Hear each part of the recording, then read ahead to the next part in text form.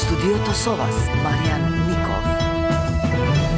Пладневи вести, добар ден. На територијата на Македонија денеска до 7 часот и 30 минути се регистрирани вкупно 23 пожари на отворен простор. Еден од нив е активен, 2 се под контрола, 20 пожари се изгаснати, информира утрово Центарот за управување со кризи. Активен е пожарот на местото Стојанова населба во село Грешница во општина Македонски Брод, каде што гори ниска вегетација, деградирана шума и грмушки. Под контрола е пожарот на депонијата во Делчево и пожарот во гостиварското село Паталишта, каде што е зафатена ниска вегетација и нискостеблеста шума.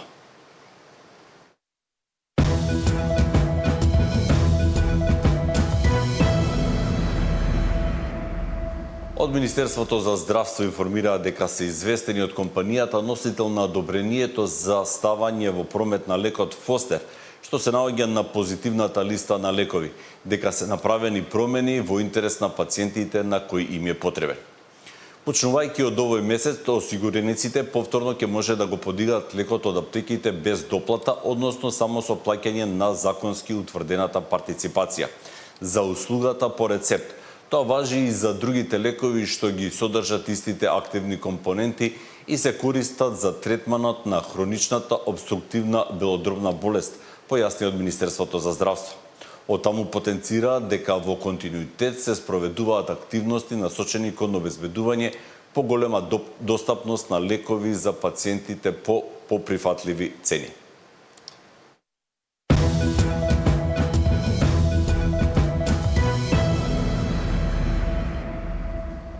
Лозарството е макотрпна работа. Бербата е само финалето, додека одгледувањето на винското грозје бара континуирана грижа во текот на целата година. Производителите предупредуваат дека и покрај благото покачување на цената, економската пресметка нема да биде во нивна корист. Трајан Ристевски.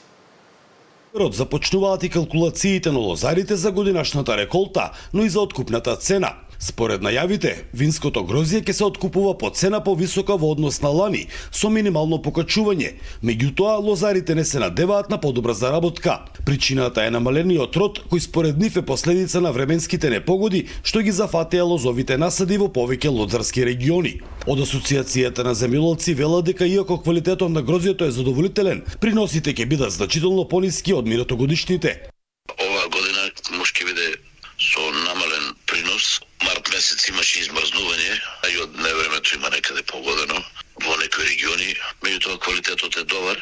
Цената ќе биде према ланската со 1 денар покачена, да речеме, лани Вранецот беше 20, сега треба да биде 21,30. Смедеревката лани беше 19, сега е 20. Мислам, тоа са изјави на министерот, кој беше у Кавадарција со станок, меѓутоа тоа уште не е потврдено од винариите.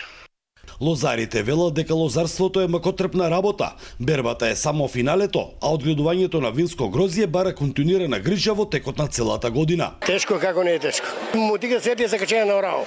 Да копаш. Цело зиму кроиш, влечиш прачки, врзуиш цело време. Производителите предупредуваат дека и покрај благо повисоката цена, економската пресметка нема да биде во нивна корист. Как ќе кажат голем, так ќе биде. Може и без пари да ги земат од кај се. Вистинската слика за годинашната лозарска сезона ќе биде позната по завршувањето на бербата во септември. За Сител, Трајан Ристовски.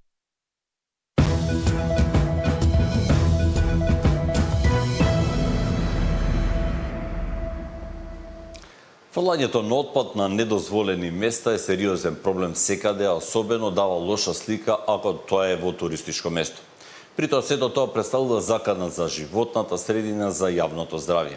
Од јавното предпријатие Комуналец Охрид повикуваат отпадот да се одлага во поставените корпи и контејнери.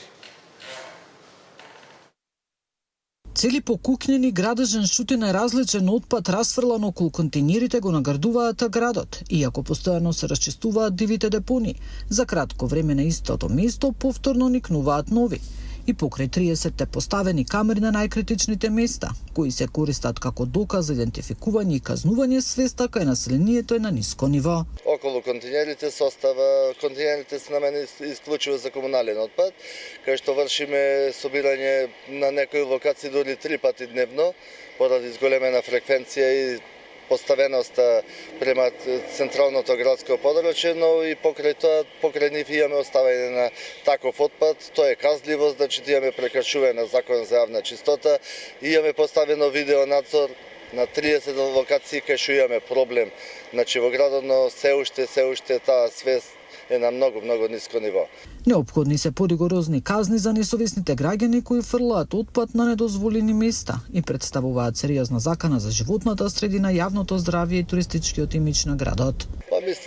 Мислам дека казнената политика треба да биде малку поригорозна, малку да се свестат граѓаните, затоа што знаеме секојаш кога ќе се удари по сопствениот џеп, тогаш знаеме да се свестиме.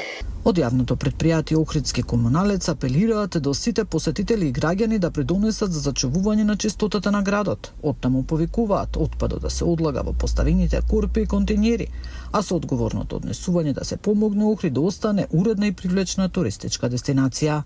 Нина Аритоновска, Сител телевизија.